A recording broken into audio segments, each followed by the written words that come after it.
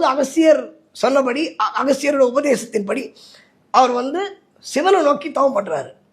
தவம் பண்ணும்போது சக்தி ஒரு வேல் கொடுத்து அதிலே சிவனுடைய சக்தியையும் அதில் இறக்கி அந்த வேலை ஐயப்பனுக்கு அதை கொடுத்து ஐயப்பன் மகிழ்ச்சியை சம்ஹாரம் செய்ததாக ஒரு வரலாறு.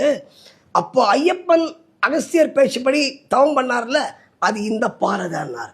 இது பல சாமிமார்களுக்கு தெரியாது.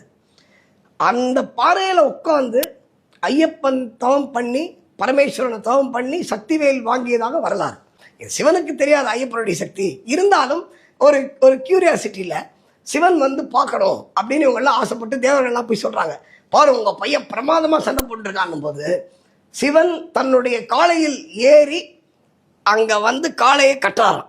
காளையிலேருந்து இறங்கணும் இல்லை, அவர் அந்த காளையை ஒரு இடத்துல கட்டிட்டு அங்கேருந்து அந்த சண்டையை பார்த்தாங்க. அதனாலதான் இன்றைக்கும் அந்த இடம் காளை கட்டி ஆசிரமம்னு பேர் அதுக்கு.